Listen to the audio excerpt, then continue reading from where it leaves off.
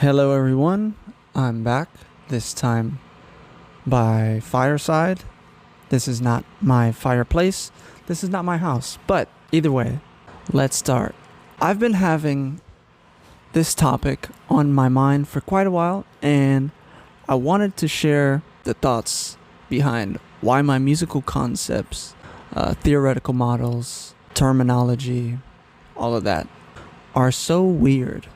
Some people think I'm trying to reinvent the wheel, fix something that isn't broken, needlessly complicate things, or just wasting my time. I disagree.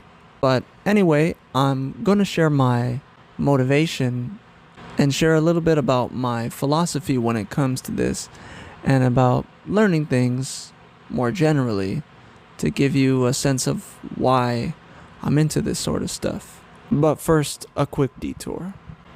Near the end of summer, I went to work for a couple weeks at a summer camp that I worked at years ago, but that I also went to as a kid. And while I was there this past summer, there was one particular night that I got to attend a night hike led by another staff member, the nature instructor. And before we started the hike, she read a quote that really resonated with me. To go in the dark with a light is to know the light. To know the dark, go dark. Go without sight, and find that the dark too blooms and sings, and is traveled by dark feet and dark wings. That first part particularly stuck out to me. To go into the dark with a light is to know the light. If you want to know the dark, go dark. In other words, some things you can't know through your normal mode of perception. You can't really experience darkness through shining light upon things so that your eyes can see them. You have to let darkness be the vehicle through which you experience things. Experience the things in it. Be in darkness and let your eyes adjust to it. Let your other senses take over, to hear the leaves rustling and the feel of them peeking out of the brush and grazing you as you walk.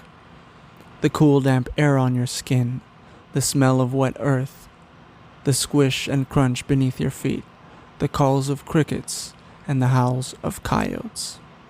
Most, if not all of these things can be experienced in the light of day, but not like you would in darkness. When your eyes can see things in detail, light, and color, you'll miss a bunch of things that you could sense with your other perceptual modalities. And in the dark, there's a large piece missing from your normal sensory experience, so you can let your other senses fill in the gaps. How is this relevant to what I want to talk about today? Well, I've come to see that quote from earlier and the darkness that is the subject of the quote as a metaphor, a poetic representation of things we don't know or understand, things we want to learn about, and that could be anything, any piece of knowledge, language, skill, craft, or concept, even outside of music. This idea is why I come up with the seemingly esoteric, convoluted explanations that I do. Because beside the fact that there are many useful concepts that we just plain don't have language for, or terminology for, in orthodox theory, I think it's valuable to understand new things through things that you already know. But also, I think that any new thing you learn, if you want to deeply understand it, can be used as a lens and should be used as a lens through which to view the things that you already know and understand. And my weird models and terminology come out of that motive. So let's use an example. Let's say I'm learning about diminished chords. I could come to understand them through something I already know well, like for example, a minor 7 chord. It might help me at first to see a fully diminished as a root position minor 7 that you just lowered the top 2 notes of. Or maybe I'm more of a scale thinker, so understanding it differently might help. Like, for example, if I know a major scale real well, then I could use its shape to see this diminished as being partially in between the notes of that major scale shape. But really, to absorb diminished, I should try to understand as many things as possible the other way around, through diminished structures, through diminished as my default reference. An example of this is how I've heard 6 diminished scales explained by people who studied Barry Harris's way of thinking. So you could say do and la are part of the same diminished, mi and so are from a different diminished, and those 4 notes together form the 6th chord, and then the remaining diminished that we haven't done anything with fills in the gaps, and now you have your Barry Harris 6 diminished scale. Or let's say I know augmented chords, but I really want to know augmented chords, so I might try to take a look at things like major and minor triads through augmented. For example, if you take an augmented chord, your C, E, A flat,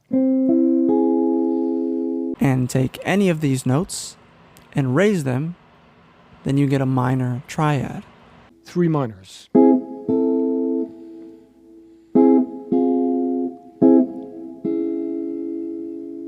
If you lower any one of those notes, you get a major triad.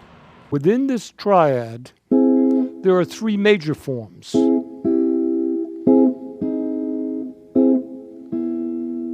And in doing so, in looking at things this way, I've come to understand all 3 qualities a little more and drew connections and useful patterns that I probably didn't see before. I'm always pulling from other people's ideas and tinkering with them and trying to describe things and happening upon things we might not have terminology for, and novel models that might serve useful for the type of understanding and study that I'm talking about.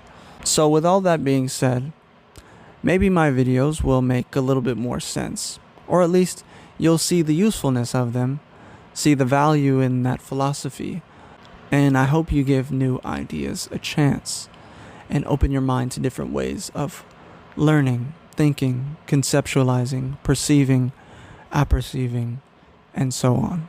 Watch Barry Harris, watch Labyrinth of Limitations, watch Meta Harmony, watch things I learned from Barry Harris, watch my videos.